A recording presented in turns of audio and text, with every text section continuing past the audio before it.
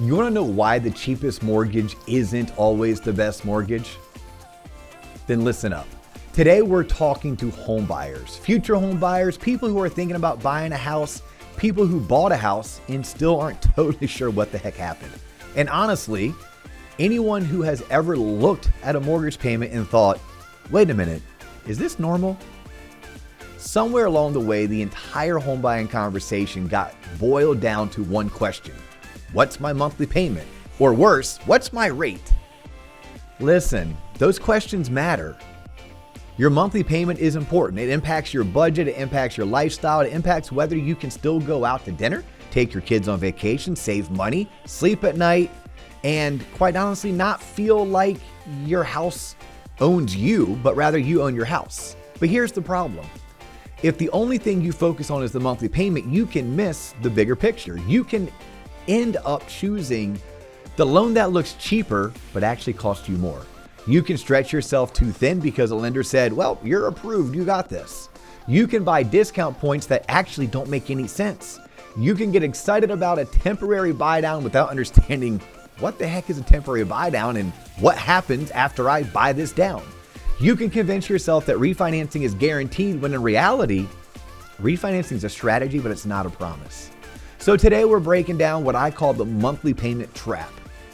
The cheapest mortgage is not always the best mortgage. The lowest payment is not always the smartest payment.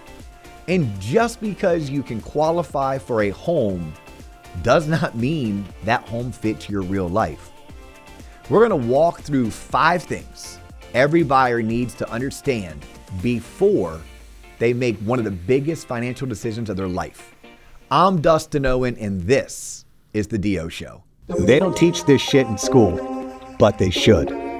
I'm Dustin Owen, and for the past 20 years, the mortgage industry has been my classroom. I've helped over 2,000 families become homeowners, built a $1 billion mortgage operation from scratch, and earned my way into the top 1% of income earners worldwide. Along the way, I became a real estate investor, a business owner, and have invested in over 20 tech startups, even hitting a 20x return on one of my investments. This isn't theory, it's experience. Welcome to the D.O. Show, where I teach the lessons life taught me the hard way.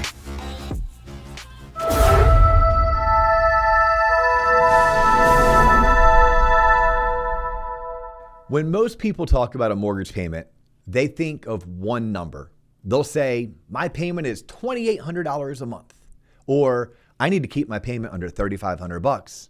Or worse is when they say things like, the lender said I can afford $4,200. But the mortgage payment is just one thing. It is usually made up of several different pieces. You have the principal. That's the part of the payment that goes towards actually paying down the loan. You have interest. This is the part that the bank front loads. That's the cost of you actually borrowing money. You have property taxes. And by the way, property taxes, well, they can change. I know, I own a couple homes. And you have homeowners insurance, which, by the way, that too can absolutely change. Typically not for the better. And specifically if you live in certain areas. You may have mortgage insurance. This is usually called PMI, which stands for private mortgage insurance. And this typically happens if you put less than 20% down on a conventional loan. In certain neighborhoods, you may even have an HOA payment. That's your homeowners association or your condo association. And that may or may not be included in what someone actually calls the payment. Then you have the part nobody likes to talk about. Things like maintenance, repairs, furniture, utilities, lawn care, pest control. What are you going to do when your appliance break?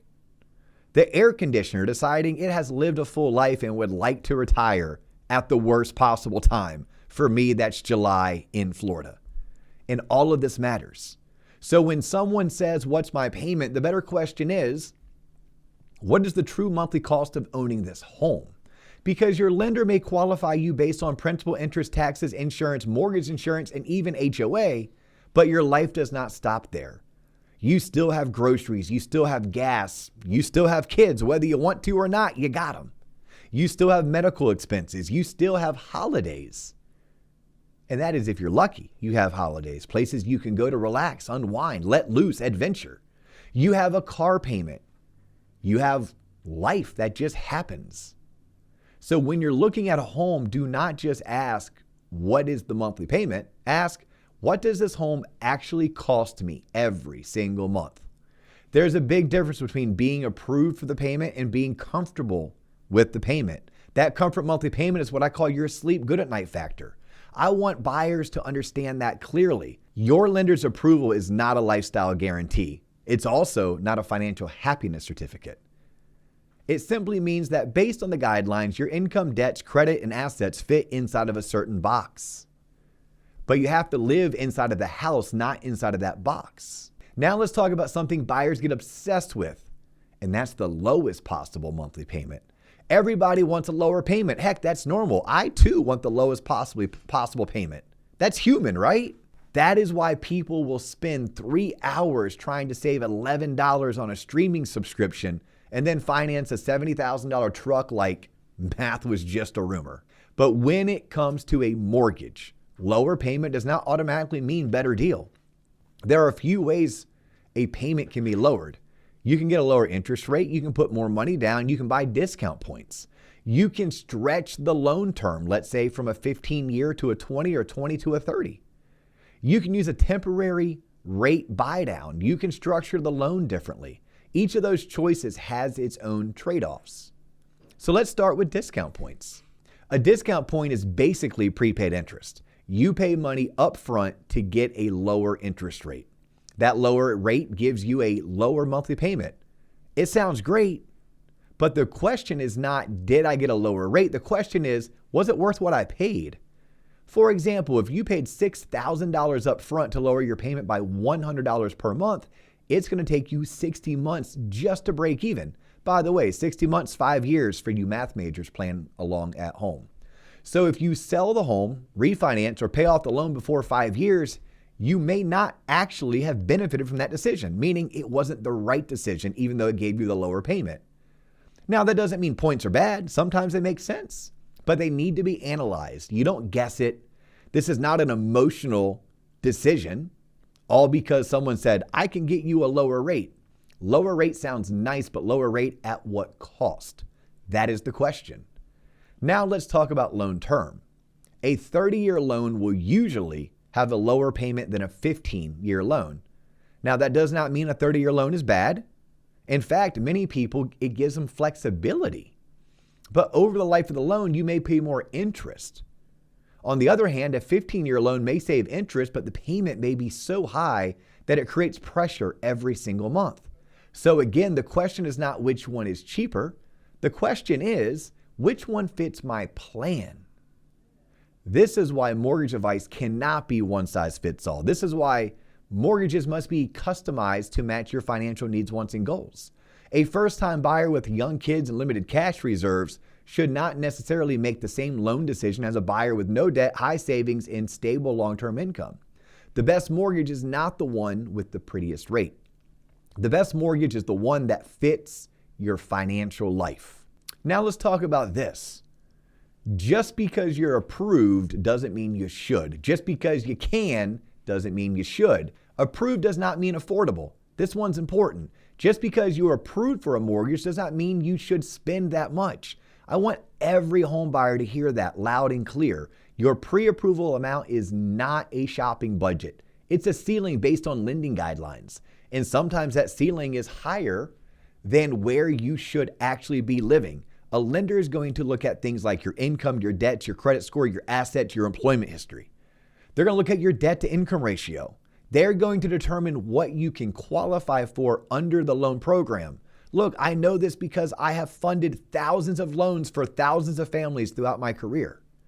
They may not know that daycare is eating your wallet alive. They might not know that you are helping a parent financially. That doesn't show up in your tax returns. They may not know that your car is one weird sound away from becoming a very expensive driveway decoration. They may not know that you want another child. They may not know that your income includes overtime that feels consistent now, but look, it might not be forever. They may not know that you simply do not want to feel house poor. Period. End of story. This is why buyers need to create their own comfort monthly payment.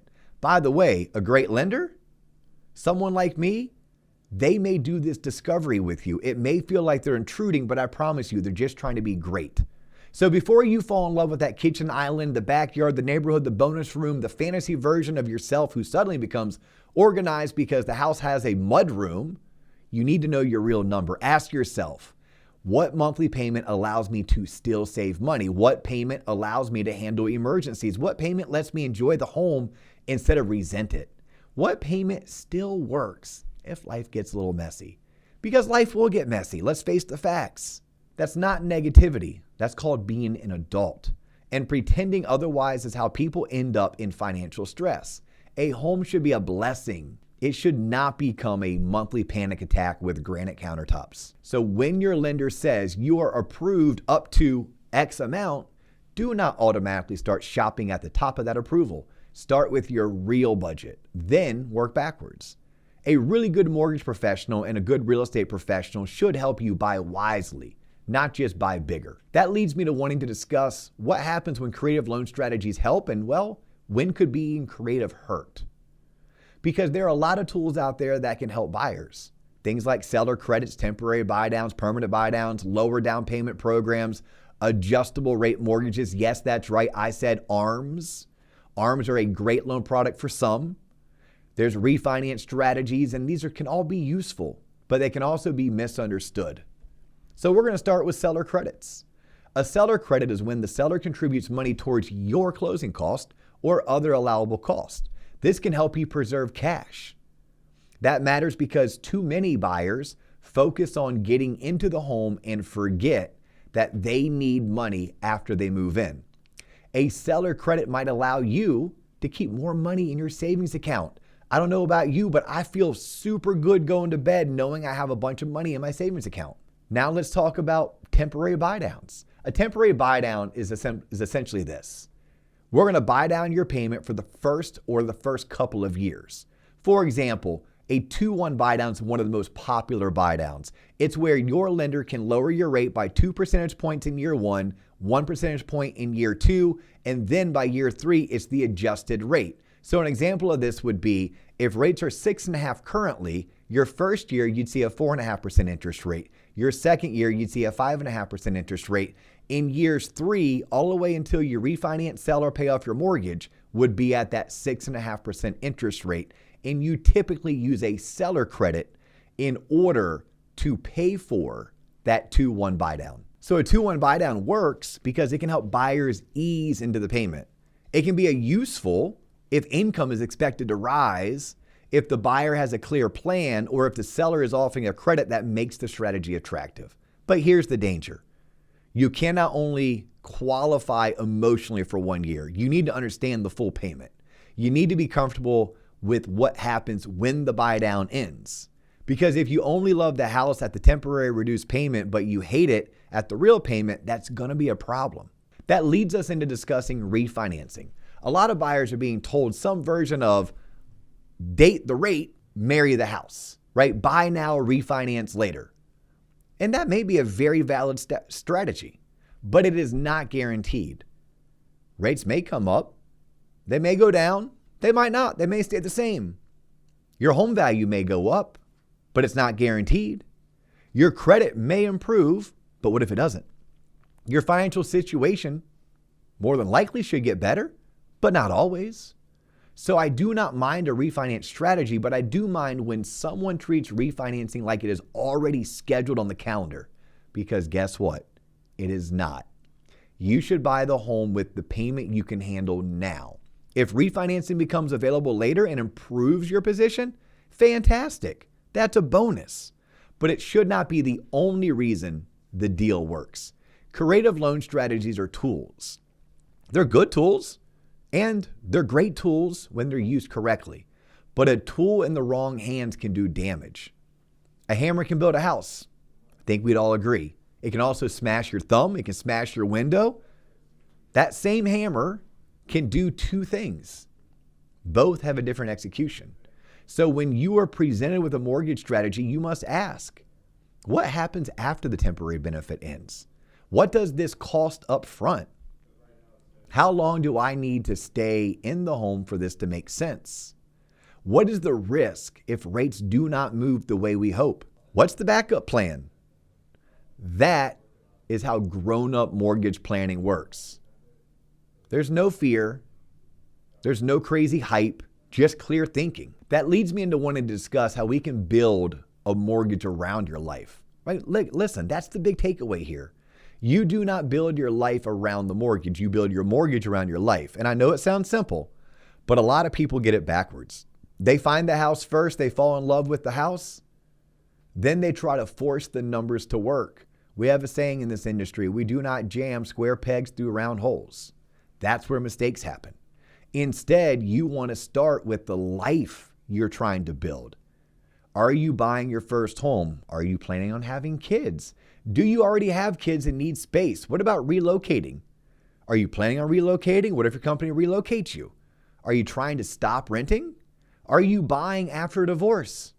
Divorce sucks, but it happens to more than 50% of the people who get married. And when that happens, you have to find a place to live.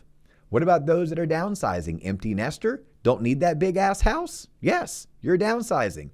What about those wanting to buy a second home because you're trying to escape the heat or escape the cold? Are you expecting income to grow? Are you self-employed? Are you living on commission income? Are you trying to keep cash available for business, family, or even investment? All of that changes the mortgage conversation. The right loan for one person may be the totally wrong loan for someone else. Some buyers need the lowest possible cash to close. Some buyers need the lowest monthly payment. Some buyers need flexibility. Some buyers, they're looking for stability. Some buyers, all about cash preservation.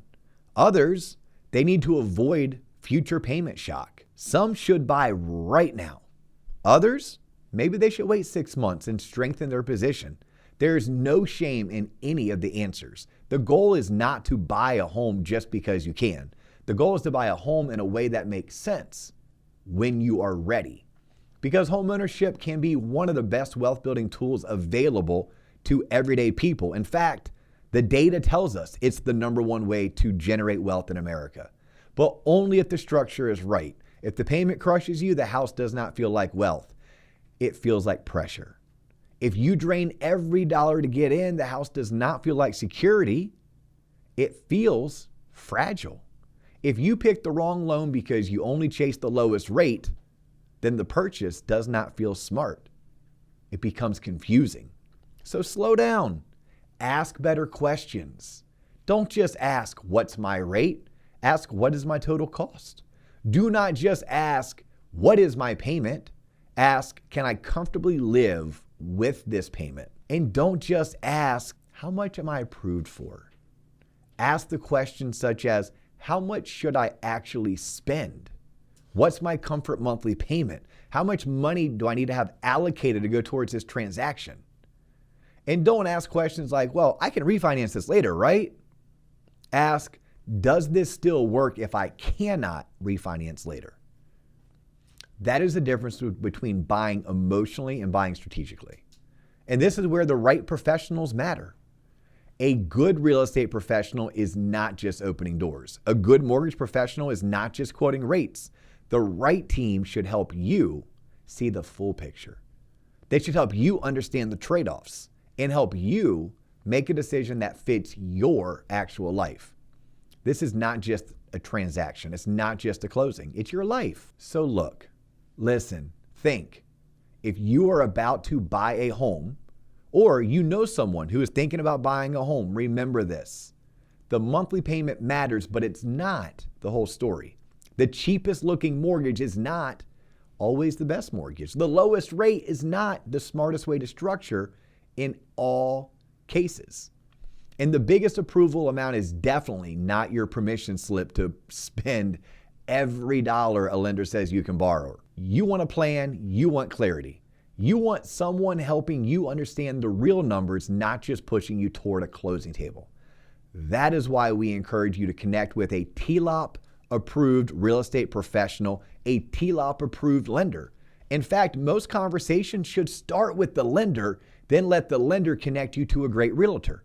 These are all professionals who understand that buying a home is not just about finding a property.